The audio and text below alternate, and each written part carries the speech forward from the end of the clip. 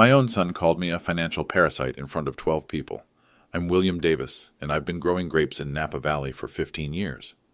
What Daniel didn't know when he demanded his mother divorce me was that every dollar he thought belonged to our family actually came from innovations I'd been quietly building since 2009. The agricultural empire he was so eager to inherit had my fingerprints on every patent, every partnership, every profitable decision Margaret and I ever made. I didn't argue. I didn't defend myself. I simply asked our attorney to prepare what I called the full financial disclosure. If you're watching this, please subscribe and let me know where you're watching from.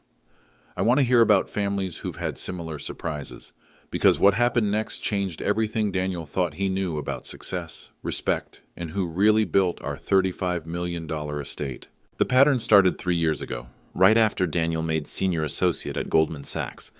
It was Thanksgiving 2021. We were sitting around Margaret's dining table, the one I'd built from walnut trees on our property. Daniel had just gotten his bonus announcement, $480,000, plus his base salary. "Dad," he said, cutting his turkey with surgical precision, "I think it's time we discussed your situation." Margaret looked up from her wine. "What situation?" "The financial reality," Daniel continued. "I'm making more in 1 year than Dad probably made in the last 5. It's embarrassing when my colleagues ask what my family does." I kept eating. Margaret's face flushed. "Your father works very hard, Daniel. Growing grapes isn't exactly building generational wealth, Mom. My apartment in Tribeca costs $8,000 a month. That's probably more than Dad's entire annual income." That night I heard him on the phone with someone from his firm. I was checking irrigation lines near the guest house. His voice carried through the open window. "No, seriously. My stepdad is like this simple farmer guy. Wears Carhartt jackets and drives a beat-up Ford. Mom has all the real money from her family trust. I keep telling her she could do so much better." Stepdad. I'd raised Daniel since he was 7 years old. The second incident happened last Christmas. Daniel brought his girlfriend Emily, another banker, worked at Credit Suisse. They were staying for the holidays. Emily was polite enough, but I caught fragments of conversations. Comments about rustic charm and Margaret's unfortunate marriage situation. Daniel would laugh and agree. On December 27th, they were packing to leave. I was loading their bags into my 2018 F-150 Platinum. Emily whispered to Daniel, but I heard every word. "Your mom seems so sophisticated, I can't figure out what she sees in him." Daniel shrugged. "Honestly, I think she feels sorry for him. He's completely dependent on her financially. Classic case of a woman settling for security over ambition." That evening, after they left, Margaret found me in my office behind the barn. She looked tired. "Bill, I think we need to have a conversation about Daniel." "About what?"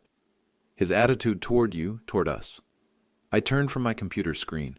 3 monitors displaying commodity futures, agricultural patents pending approval, and email correspondence with UC Davis researchers. "He's young, Margaret. Success can make people forget where they came from. He didn't come from poverty, Bill, and neither did we." She was right, of course, but Daniel had convinced himself of a story. In his version, Margaret was the wealthy widow who'd married beneath her station. I was the charity case who got lucky. What Daniel never bothered to investigate was how that wealth actually got built. See, when people looked at me, they saw the obvious things. Work boots covered in vineyard dirt, hands stained from handling irrigation equipment. A man who drove a pickup truck and wore the same Carhartt jacket 3 days running. They didn't see the other details. The patents filed with the U.S. Agricultural Department. The research partnerships with major universities. The quiet consulting work with agricultural technology companies.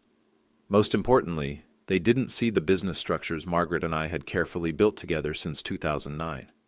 But Daniel was about to learn the difference between looking successful and actually being successful. Because 3 months after that Christmas conversation, Margaret died suddenly from liver cancer. The diagnosis came in January. She was gone by March. And that's when Daniel's sense of entitlement reached levels I could no longer ignore.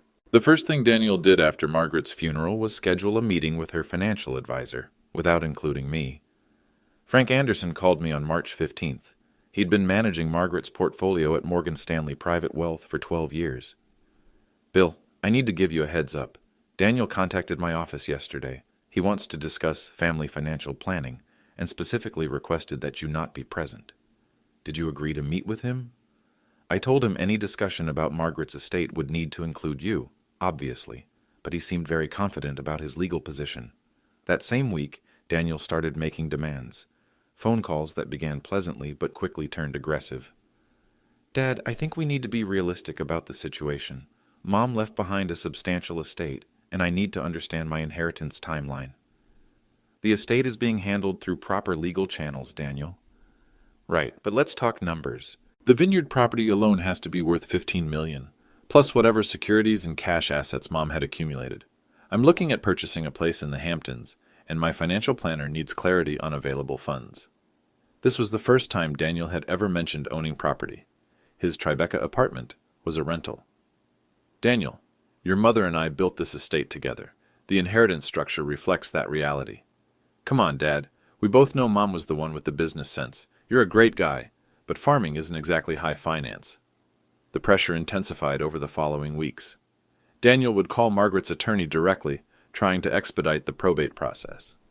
He contacted her accountant, asking for detailed asset breakdowns. Then came the ultimatum. It was April 3rd. Daniel flew out from New York, specifically for this conversation. We were sitting in the vineyard tasting room, late afternoon sun filtering through the valley. "Dad, I'm going to be direct. I need access to my inheritance within the next 60 days. The estate process takes time, Daniel. I'm not talking about the full amount. I need a substantial advance, $5 million minimum." I stayed quiet. "Look, I respect what you've contributed to this family, but the reality is, you're financially dependent on what Mom built. The responsible thing is for you to step aside and let me manage the family assets going forward." Here was the choice. I could maintain family peace by accepting Daniel's version of reality. Let him believe his mother had been the sole architect of our wealth. Or I could show him exactly what 15 years of agricultural innovation actually looks like when you build it systematically. The stakes weren't just financial. They were about respect, truth, and whether I'd spend my remaining years being treated like hired help in my own home. I made my decision. The confrontation started at Daniel's insistence. He called on April 10th with an announcement. "Dad, I've scheduled a family meeting for this Saturday. We need to get everything on the table." "What kind of meeting?" "Financial planning session. I've invited Emily, plus Margaret's attorney and accountant. Time to discuss the estate distribution timeline." Saturday arrived with perfect Napa Valley weather. 72 degrees. Light breeze through the vineyard rows. I was checking soil moisture levels when cars started arriving. Daniel pulled up in a rented BMW sedan. Emily emerged wearing a designer dress that probably cost more than most people's monthly rent. Behind them came Patricia Williams, our estate attorney, followed by James Morrison, Margaret's longtime CPA. We gathered in the main house living room. Margaret had designed this space with floor-to-ceiling windows overlooking the valley. Today it felt more like a boardroom than a family home. Daniel didn't waste time on pleasantries. "Thanks everyone for coming. We need to establish a clear timeline for estate distribution." Patricia Williams opened her briefcase. "Daniel, as I've explained, your mother's will has specific provisions that require careful review." "What kind of provisions?" "Complex asset distribution structures. Some holdings have partnership agreements that affect inheritance terms." Daniel's confidence never wavered. "Whatever the structures are, I'm sure we can work through them efficiently." Emily nodded supportively. "Daniel has experience with complicated financial instruments." That's when I spoke up. "Daniel, before we discuss distribution, shouldn't we clarify what assets actually exist? Dad, we've been through this. The vineyard property, Mom's securities portfolio, cash assets. I've done my research." "What research specifically?" Daniel pulled out his phone, consulting notes. "Property records show 340 acres purchased in 2009 for $8.2 million. Current Napa Valley farmland averages $53,000 per acre. That's roughly $18 million in real estate value." He'd done his homework, but only surface level. "Go on," I said. "Plus Mom's Morgan Stanley account. Based on her lifestyle and spending patterns, I estimate she had accumulated between $12, $15 million in securities." Patricia Williams glanced at me. I nodded slightly. "Daniel," she said carefully, "there are additional business entities involved in this estate." "What kind of entities? Limited liability companies, research partnerships, intellectual property holdings?" Daniel waved this off. "Probably just tax structures Mom set up, standard wealth management stuff." Emily leaned forward. "Daniel's seen dozens of these arrangements at Goldman. Family trusts, LLC formations for tax optimization. Actually, I said, they're operational business entities. Operational how? Revenue generating, technology licensing, agricultural research partnerships. Daniel laughed. Dad, with all due respect, growing grapes doesn't require complex technology licensing. Precision viticulture does. Precision what? Patricia Williams intervened. Perhaps we should review the actual business formation documents. She pulled out a thick folder. Davis Agricultural Innovations, LLC, formed in 2010. Daniel's expression shifted slightly. Okay, so Mom created a business entity. That's smart tax planning. The formation documents list 2 managing partners, Patricia continued. Mom and who else? Your father? Silence filled the room. Emily looked confused. Daniel's jaw tightened. Managing partners in what exactly? Agricultural technology development? Patent licensing? Research consulting? Daniel turned to me. You never mentioned any patents. You never asked about my work. Your work is farming. Farming is one component of agricultural technology development. James Morrison, who'd been quiet until now, cleared his throat. Daniel, your parents have been running a sophisticated agricultural innovation business for 14 years. How sophisticated? Current annual revenue from patent licensing exceeds $1.2 million. The number hung in the air like smoke from a vineyard burn pile. Daniel processed this slowly. Patent licensing for what? Water management systems? Precision irrigation technology? Sustainable farming equipment. Dad developed these patents? Patricia nodded. William holds primary inventor status on 3 major agricultural patents currently licensed to companies like John Deere and Netafim Irrigation. Daniel looked at me differently now. Not with respect exactly, but with the wariness of someone realizing they'd miscalculated. So, the estate includes intellectual property assets. Substantial intellectual property assets, Patricia confirmed. But Mom was still the primary wealth builder, right? This is just supplemental income. I stood up slowly. Walked to the window overlooking our 340 acres of precisely managed vineyard rows. Daniel, who do you think designed the irrigation systems you're looking at right now? His face began to change, the first crack in his absolute certainty. We need to schedule a more comprehensive review, Patricia said. There are additional documents that need examination. Daniel was already calculating, trying to maintain his position, but the foundation of his assumptions had just developed serious cracks. 3 days after the meeting, Daniel started his own investigation. I found out because Dr. Sarah Thompson called me on Wednesday morning. She's an agricultural economist at UC Davis and has been my research partner for 6 years. Bill, I got a strange call yesterday. Someone claiming to be your son, asking about our research collaboration. What did he want to know? Specifics about your patents. Revenue projections from our sustainability studies. He seemed surprised when I mentioned your lead role in the precision agriculture project. Daniel was trying to verify what he'd learned. Problem was, the more he dug, the more questions emerged. That same afternoon, Emily called me directly. Her voice was different from the polite tone she'd used at the estate meeting. Mr. Davis, I hope you don't mind me reaching out. Daniel's been researching your agricultural work, and we're finding some confusing information. What kind of confusion? Well, property records show multiple LLC registrations under your name. Davis Agricultural Innovations, Valley Precision Systems, Sustainable Farming Technologies. These aren't just tax entities, are they? I was replacing irrigation sensors in Block C when she called. The new precision monitoring system I designed could track soil moisture levels across 340 acres from my phone. No, Emily, they're operating businesses. Operating how? Daniel said you just grow grapes. I develop agricultural technology systems. The grape growing is one application of those systems. Silence on her end. Mr. Davis, can I ask you something directly? Sure. How much revenue do these businesses generate annually? Why don't you ask Daniel to include that question in his research? He's trying to, but the information is complicated. Emily was starting to understand that Daniel's simple narrative had some major gaps. Friday evening, Daniel called. His tone was different too. Less demanding, more confused. Dad, I've been looking into your business activities. And there are things that don't make sense. Like what?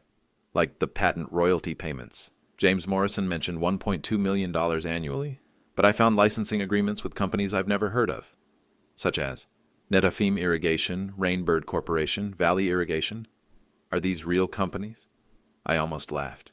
Daniel, Netafim is the largest irrigation technology company in the world. Rainbird is a Fortune 500 agricultural equipment manufacturer. So these companies pay you licensing fees? They pay licensing fees for technologies I developed, yes. What technologies exactly?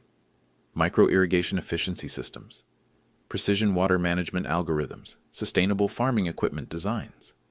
Another long pause. Dad, how long have you been developing these technologies? Since 2009. Why didn't you ever mention this? You never seemed interested in what I actually do for work. Saturday morning, Daniel showed up unannounced. I was in my office behind the barn reviewing quarterly royalty statements from 3 different companies. He knocked on the door frame. Dad, can we talk? Of course. He looked around my office space. 3 large monitors displaying agricultural data, patent documentation scattered across my desk, engineering drawings for irrigation systems pinned to the wall. This doesn't look like a farmer's office. What does a farmer's office look like? I don't know. Simpler, I guess.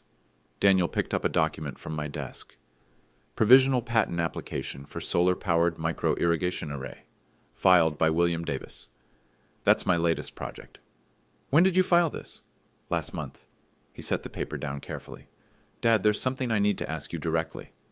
Go ahead. Mom's estate, the $35 million value that Patricia mentioned. How much of that money actually came from your work? I turned in my chair to face him fully. Daniel, that's exactly what we're going to find out at the estate reading next week. His face went pale. What estate reading? The formal will reading. Patricia scheduled it for Tuesday afternoon. You didn't mention an estate reading. You didn't ask. Daniel realized he'd been operating with incomplete information, but he still had no idea how incomplete. The real revelations were just beginning. Tuesday arrived with fog rolling through the valley, the kind of morning that makes Napa look mysterious and ancient. Daniel drove up from San Francisco with Emily and 2 colleagues from Goldman Sachs. He had invited his co-workers without asking me. Dad, meet Jessica Chen and Marcus Williams. They're both in wealth management at Goldman. I thought it would be helpful to have professional perspective on Mom's estate structure. Jessica was maybe 30, wearing a sharp business suit and carrying a leather portfolio. Marcus looked older, more senior, with the confidence of someone accustomed to handling large estates. Mr. Davis, Marcus said, extending his hand, Daniel's told us so much about your family's agricultural operation. We're fascinated by the intersection of farming and financial planning. His tone was polite but patronizing, the way city professionals talk to people they consider quaint. Daniel mentioned you've been working this land for 15 years, Jessica added. It must be satisfying working with your hands. Emily nodded approvingly. There's something authentic about agricultural life, so much more meaningful than corporate finance. They were being kind, but their kindness felt like charity. We gathered in the living room at 2 p.m. Patricia Williams arrived precisely on time, carrying 3 large briefcases and accompanied by Frank Anderson from Morgan Stanley. Daniel had arranged chairs in a semicircle, positioning himself at the center with his Goldman colleagues flanking him like advisors. Before we begin, Patricia announced, I should mention that today's reading will be comprehensive. Margaret's estate involves multiple asset categories that require detailed explanation. Daniel nodded confidently. We're prepared for complexity. Marcus opened his portfolio. I've brought valuation templates for agricultural properties and securities portfolios. This should streamline the process. Patricia exchanged glances with Frank Anderson. Actually, the asset categories are somewhat unique. Unique how? Jessica asked. Intellectual property holdings, technology licensing revenues, research partnership equity stakes. Daniel waved this off. Dad mentioned some agricultural patents. We factored those into our preliminary valuations. What valuations did you calculate? Frank asked. Marcus consulted his notes. Based on comparable Napa Valley properties, we estimated $18 million in real estate value. Securities portfolio approximately $12, $15 million depending on Margaret's investment allocation. Agricultural IP assets maybe $2, $3 million maximum. So total estate value around $35 million, Daniel concluded, which aligns with what we'd expected. Emily leaned forward. The question is inheritance distribution. Daniel's primary concern is timeline and access. Patricia opened her first briefcase. Let's start with property ownership documentation. She pulled out a thick folder. The 340-acre vineyard property was purchased in 2009 for $8.2 million. Current appraised value is $18.02 million. Daniel smiled. His math had been accurate. However, Patricia continued. The property ownership structure is joint tenancy with rights of survivorship. Meaning, both Margaret and William held equal ownership stakes. Upon Margaret's death, full ownership transferred to William. Daniel's smile faltered. So Dad owns the entire property? That's correct. Marcus looked confused. But surely Margaret had separate assets. Frank Anderson opened his briefcase. Let's review the Morgan Stanley portfolio. He spread documents across the coffee table. Margaret's account shows total holdings of $12.8 million in securities. Daniel brightened again. So the securities are mine to inherit. Actually, Frank said carefully, these accounts were joint holdings. Margaret and William were co-account holders with survivor beneficiary status. What does that mean? It means William now owns these securities outright. Jessica frowned. That seems unusual for estate planning. Not when both spouses contributed equally to asset accumulation, Patricia explained. Daniel's confidence began cracking. Wait, what do you mean contributed equally? We'll get to that. Let's continue with the asset review. Patricia opened her second briefcase. Intellectual property portfolio, Davis Agricultural Innovations, LLC. She laid out patent certificates, licensing agreements, and royalty statements. 3 major patents currently generating revenue. Micro-irrigation efficiency systems. Precision water management algorithms. Solar-powered agricultural equipment designs. Marcus examined the documents. These patents are registered under Davis Agricultural Innovations? Correct. Who owns Davis Agricultural Innovations? William Davis holds 60% ownership. Margaret held 40%. Daniel stared at the papers. 60%. The ownership distribution reflects each partner's contribution to patent development and business operations. Emily spoke up. But surely Margaret's 40% stake is inheritable. Under normal circumstances, yes. However, the LLC operating agreement includes specific succession clauses. What kind of clauses? Patricia pulled out the operating agreement. 23 pages of legal language. In the event of a partner's death, their ownership stake reverts to the surviving partner, provided certain performance criteria are met. What performance criteria? Continued active participation in business operations. Maintenance of patent licensing relationships. Ongoing research and development activities. The room fell silent. Daniel was calculating frantically. So Dad owns the property, the securities, and the intellectual property. The vast majority, yes. Marcus looked genuinely confused. Daniel, you mentioned your father was primarily a farmer. I thought he was. Mr. Davis, Jessica addressed me directly, could you clarify your role in building these assets? This was the moment. Daniel's Goldman Sachs colleagues were about to learn exactly who they had been patronizing. I developed the agricultural technologies, filed the patents, negotiated the licensing agreements, designed the irrigation systems, built the business relationships. And Margaret's role? Margaret handled public relations, marketing, and client communications. She was the face of our operation. Marcus was reading the patent documents. These technologies are licensed to major agricultural corporations, John Deere, Netafim Irrigation, Rainbird Corporation, and several others. For how much? Frank Anderson consulted his files. Current annual licensing revenue is $1.37 million. Jessica looked stunned. So you're telling us that Mr. Davis generated the majority of this estate's value? Patricia nodded.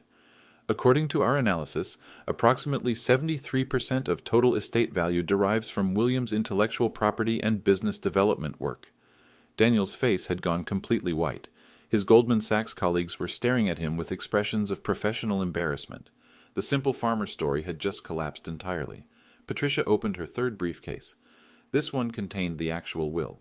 Before we proceed with inheritance distribution, I need to provide complete context about asset origins and development. She pulled out a timeline document. Margaret and William's financial partnership, 2009 to 2024. 2009. William retires early from commodities trading with $2.1 million in accumulated wealth. Daniel interrupted. Dad was a commodities trader? 15 years with Cargill Corporation. Agricultural futures, precision farming consultancy, technology assessment. Marcus leaned forward. What kind of commodities trading? Grain futures, livestock markets, agricultural technology investments, I said. I specialized in analyzing how farming innovations affected crop yields and market pricing. Patricia continued reading. 2009. William and Margaret purchased 340-acre Napa Valley property for $8.2 million. Financing structure. William's retirement funds provide $2.1 million down payment. Margaret secures $6.1 million agricultural loan. 2010. William files first provisional patent for micro-irrigation efficiency system. She handed Daniel the patent application. Filed March 15, 2010. William Davis, primary inventor. 2011. Davis Agricultural Innovations LLC established. Initial licensing agreement with Rainbird Corporation for $180,000 annually. Emily was taking notes frantically. So you were generating licensing revenue from year 2? The first commercial application was modest, I explained, but it validated the technology's market potential, Patricia continued. 2012. Second patent filed for precision water management algorithms. John Deere expresses licensing interest. 2013. Margaret begins public relations and marketing role for Davis Agricultural Innovations. First media coverage in Agricultural Technology Weekly. She showed us a magazine article from February 2013. Headline: Napa Valley couple revolutionizes precision irrigation. Daniel read the article summary. This describes Dad as the lead engineer and Margaret as business development director. 2014. Third patent approved for solar-powered agricultural equipment designs. Netafim Irrigation signs 5-year licensing agreement for $320,000 annually. Marcus was calculating rapidly. So by 2014, you had 3 patents generating roughly $500,000 in annual revenue? $487,000 to be precise. Frank Anderson confirmed. 2015, UC Davis partnership established. William becomes research affiliate in Agricultural Engineering Department. Jessica looked up from her notes. You hold a university research position? Research affiliate. I collaborate on precision agriculture studies and sustainable farming technology development. Patricia pulled out university correspondence.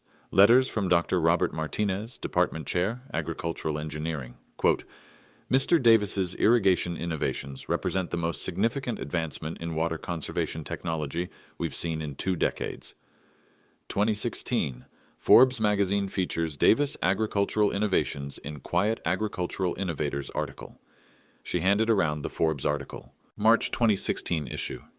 Daniel read aloud. William Davis has transformed traditional farming through precision technology applications that reduce water usage by 40% while increasing crop yields by 23%. The article estimated our annual patent revenue at $640,000, I added. 2017. DARPA research contract awarded for drought-resistant agricultural systems. Marcus stopped writing. DARPA? The Defense Department? Department of Defense Advanced Research Projects Agency. Patricia confirmed. 3-year contract worth $480,000 for developing agricultural systems capable of operating in water-scarce environments. Emily looked confused. Why would the Defense Department fund agricultural research? Food security is national security, I explained. Military installations need reliable crop production in challenging environments. 2018. Tesla Energy Partnership established. Solar irrigation systems integrated with Tesla Powerwall technology. Patricia showed us the Tesla contract. Revenue sharing agreement worth $280,000 annually. 2019. 4th patent filed for automated crop monitoring systems. Initial licensing interest from Amazon Agriculture Division. Daniel was staring at the documents. Amazon has an agriculture division? Amazon Web Services provides cloud computing for precision agriculture applications, I said. Our monitoring systems integrate with their IoT platform.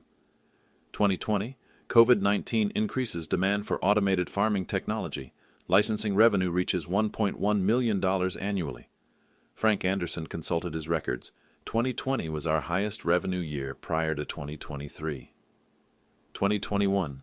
5th patent approved for AI-assisted irrigation scheduling. Google Agriculture AI expresses licensing interest. Jessica was shaking her head slowly. This is a completely different business than we understood. 2022. Margaret diagnosed with early-stage liver cancer. Treatment successful, prognosis excellent. Patricia's voice softened. Margaret was determined to expand the business during her recovery. She increased marketing efforts and secured new licensing partnerships. 2022. Partnership established with Israeli water technology firm Netafim for international licensing. Revenue increases to $1.25 million annually. 2023. Margaret's cancer returns aggressively. Despite treatment, her condition deteriorates rapidly. 2023. 6th patent filed for climate-adaptive irrigation systems. Preliminary licensing interest exceeds $400,000 annually. Marcus looked up. So current annual patent revenue is approximately $1.65 million? $1.67 million as of December 2023, Frank confirmed. Patricia opened the will document. Now we can discuss inheritance distribution with complete context. She cleared her throat formally. Last will and testament of Margaret Louise Davis, executed January 15, 2024. To my beloved husband William, you have been my partner in every sense. Your brilliant mind and patient innovation built the foundation of our success. You deserve recognition for your extraordinary contributions to agricultural science and our family's prosperity. Daniel was listening with growing dread. Asset distribution. The 340-acre vineyard property, currently valued at $18.02 million, remains entirely under William's ownership as previously established through joint tenancy. The Morgan Stanley Securities portfolio, currently valued at $12.8 million, remains entirely under William's ownership as previously established through joint beneficiary status. Davis Agricultural Innovations LLC, with current annual revenue of $1.67 million and estimated asset value of $8.3 million, remains under William's majority ownership as established in the original operating agreement. Patricia paused.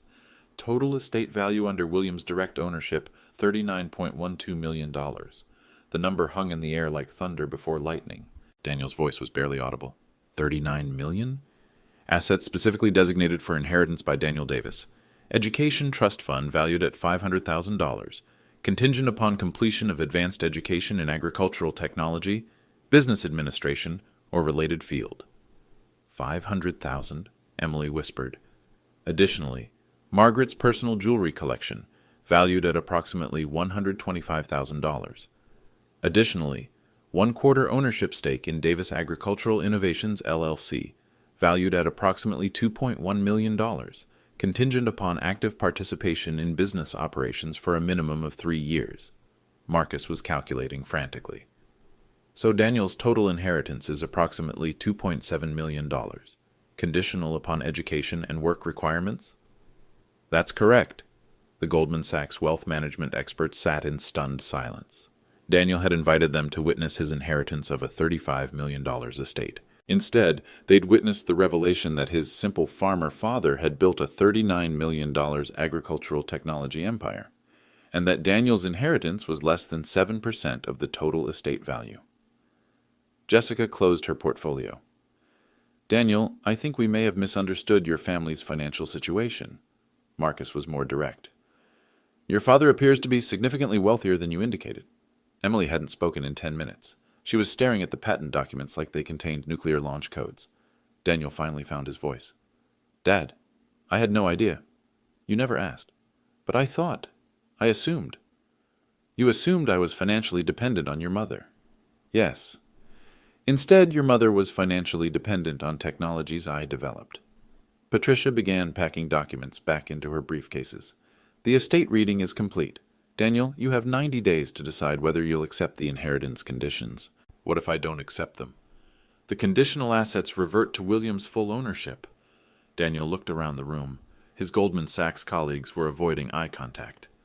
Emily was studying her hands. The entire foundation of his identity as the sophisticated city professional, educating his simple country father, had just been demolished.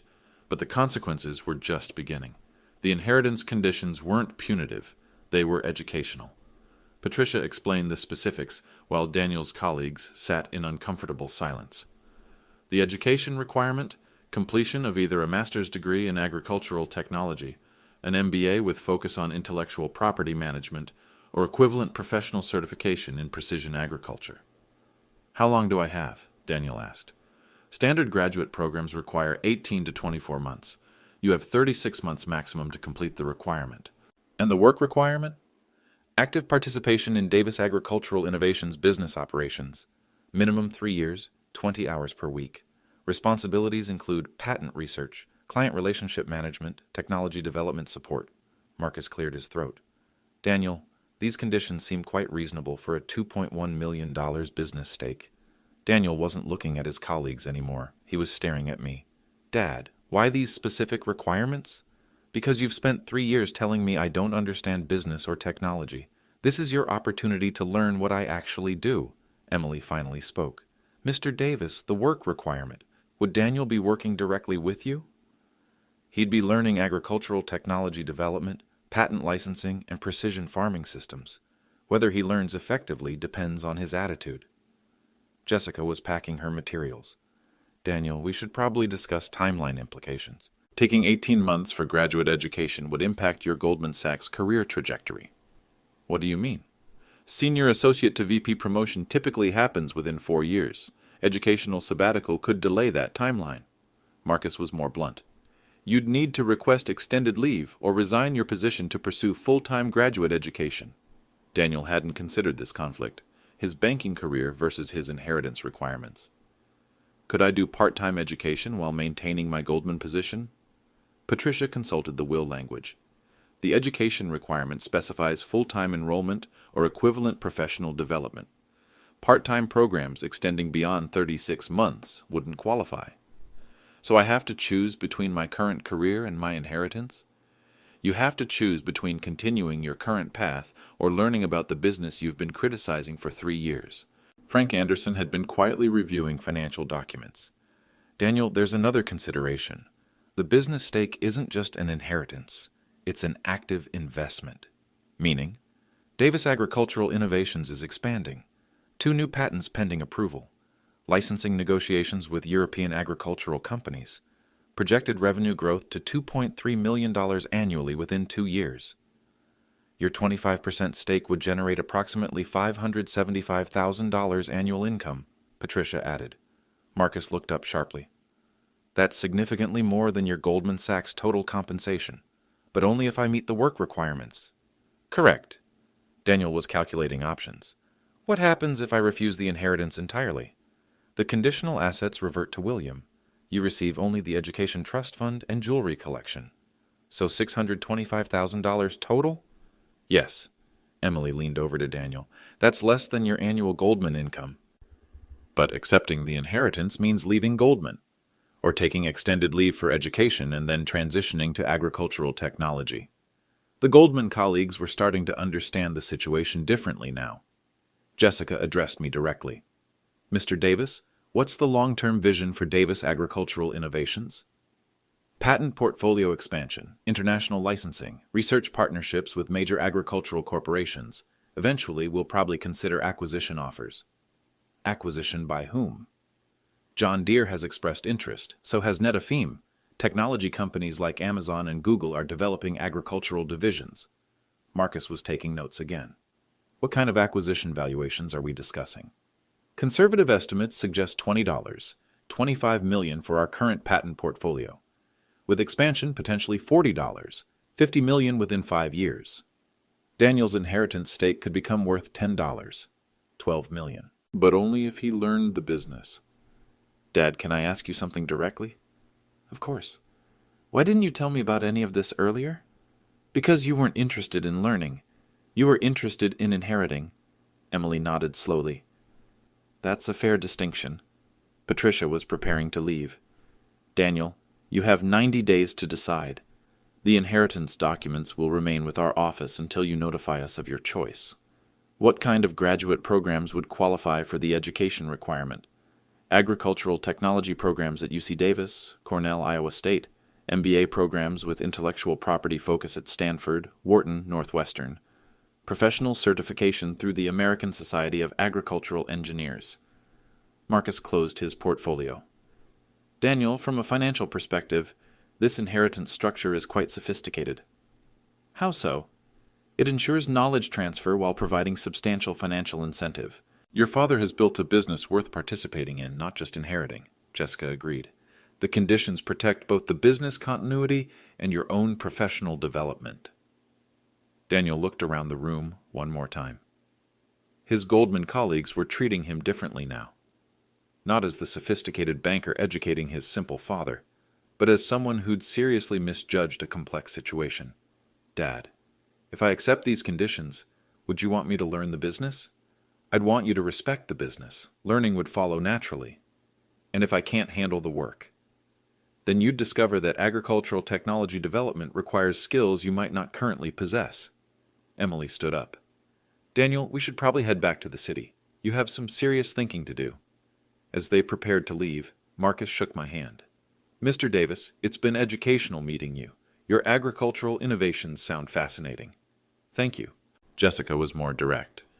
Daniel, you might want to reconsider some of your assumptions about traditional versus modern careers.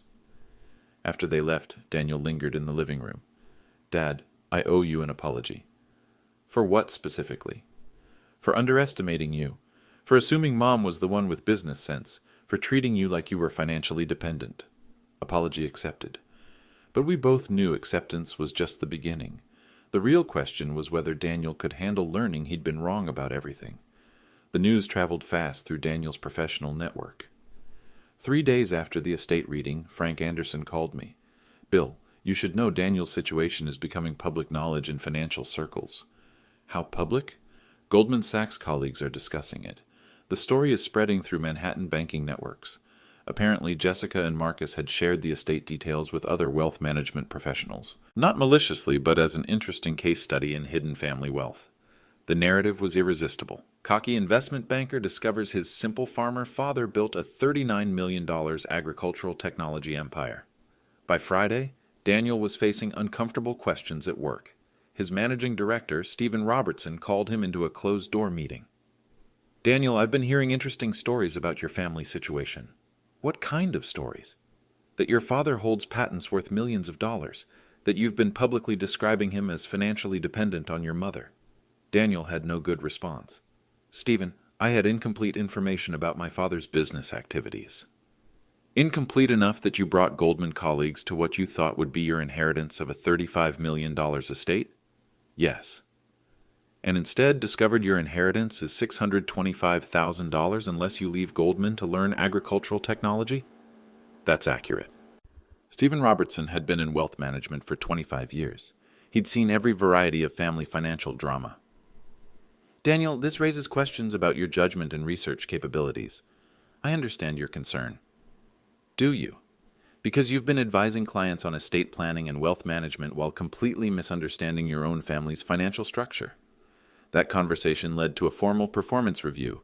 HR wanted to understand how Daniel could provide financial advice professionally while being so wrong about his personal situation. Emily's reaction was more direct. She came to Daniel's Tribeca apartment Saturday evening. I know this because Daniel called me afterward. Dad, Emily and I broke up. I'm sorry to hear that. She said she can't date someone who would publicly embarrass his family the way I embarrassed you. What specifically did she say? That she was mortified by how I talked about you in front of your attorney and her colleagues. That she realized I have poor character judgment. Emily had also done her own research after the estate reading. She'd looked up my patents, read the Forbes article, investigated Davis Agricultural Innovations business partnerships. She found the UC Davis faculty webpage listing me as research affiliate, Daniel continued, found articles about my collaboration with Tesla Energy, found LinkedIn recommendations from agricultural technology executives, and she realized I either never bothered to research what you actually do, or I knew and chose to lie about it. Which was it? I never bothered to research. That admission cost Daniel his relationship. But the professional consequences were more serious. Stephen Robertson recommended that Daniel take extended leave to resolve family conflicts and reassess career priorities. Translation. Goldman Sachs didn't want a wealth management advisor who couldn't manage his own family's wealth dynamics. Daniel called me Tuesday evening. Dad, I need to ask you something. Go ahead. The inheritance conditions. Were you trying to punish me or educate me? What's the difference? Punishment is about making me suffer for being wrong. Education is about teaching me to be right. Which do you think it is? Honestly, I'm hoping it's education. Why? Because I'm starting to realize how much I don't know about what you've built. That conversation was the beginning of Daniel's actual education. He'd spent 3 years dismissing agricultural technology as unsophisticated work. Now he was researching precision agriculture programs at major universities. UC Davis had a master's in agricultural engineering with focus on irrigation technology. Cornell offered an MBA agricultural technology dual degree. Iowa State had partnerships with John Deere for precision farming certification. Daniel was discovering that agricultural technology was significantly more complex than he'd assumed. Friday afternoon, he drove up from San Francisco to visit the vineyard. First time he'd come alone since Margaret's funeral. He found me in Block C calibrating soil moisture sensors that communicated with automated irrigation controllers. Dad, can you show me how this system works? You genuinely want to learn? I genuinely want to understand what I've been dismissing. We spent 2 hours walking through the vineyard. I explained precision viticulture, soil analysis, moisture monitoring, nutrient optimization, pest management integration. Daniel took notes, asked technical questions, listened without interrupting. Dad, this is actually engineering. Agriculture has always been engineering. We just use living systems instead of mechanical ones. But the technology integration, the data analysis, the system optimization, this is as complex as financial modeling. More complex. Financial models deal with predictable mathematical relationships. Agricultural systems involve weather, soil chemistry, plant biology, pest behavior, market timing. So when you develop irrigation algorithms, you're creating decision-making systems for multiple variable inputs? Exactly. Daniel was beginning to understand why agricultural technology patents generated substantial licensing revenue. Dad, the John Deere partnership, how does that work? We develop precision irrigation algorithms. John Deere integrates our software into their equipment. Farmers purchase John Deere systems that include our technology. We receive royalties based on units sold. So your intellectual property scales across thousands of farming operations? Currently about 12,000 installations across 14 states, Daniel calculated quickly. 12,000 installations generating $1. 67 million annually. That's roughly $140 per installation per year. $139.17 to be precise.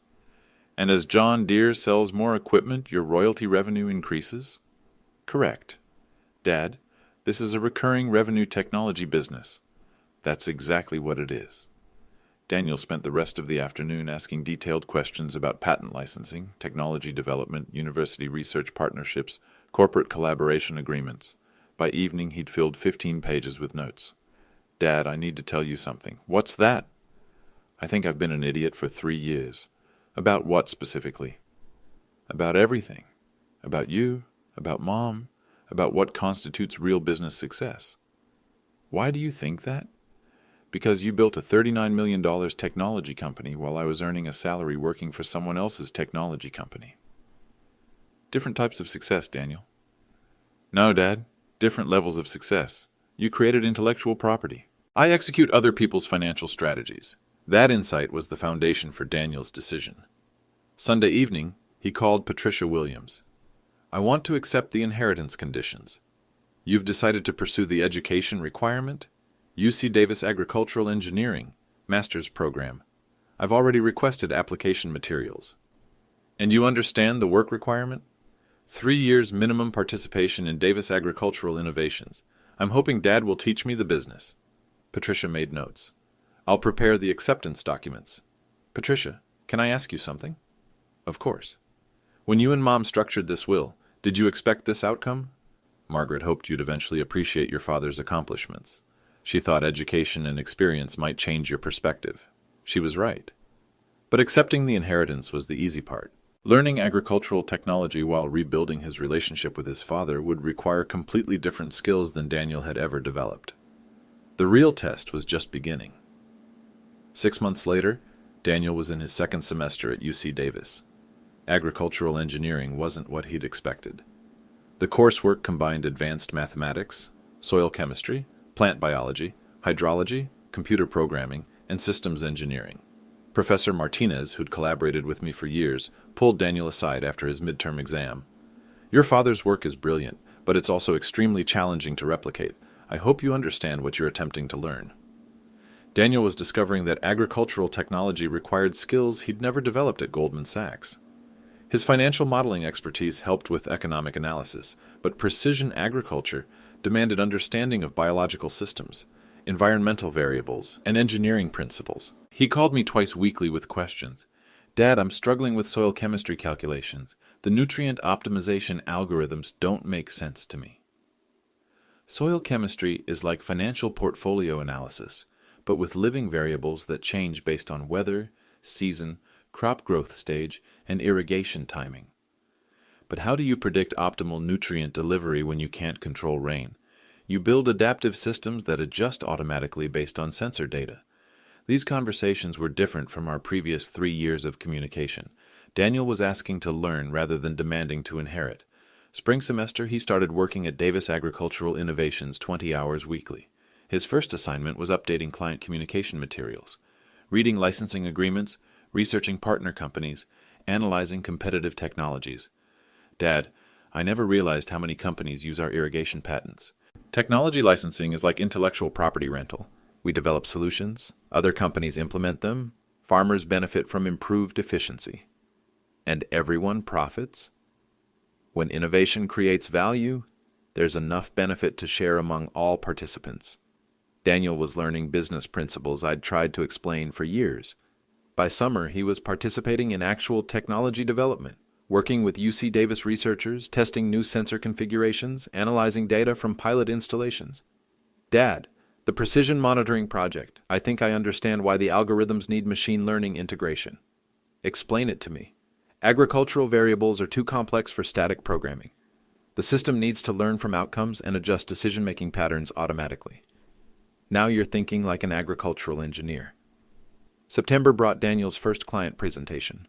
Netafim Irrigation wanted to discuss expanding our licensing partnership for international markets.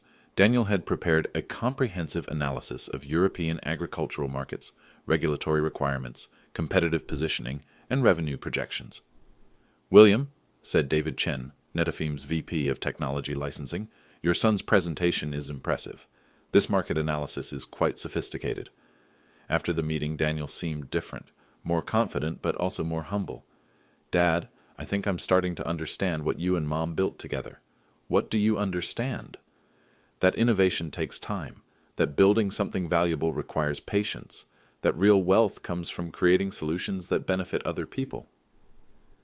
Those are important insights. I also understand why you structured the inheritance the way you did. Why? Because inheriting money without understanding how it was earned creates entitlement.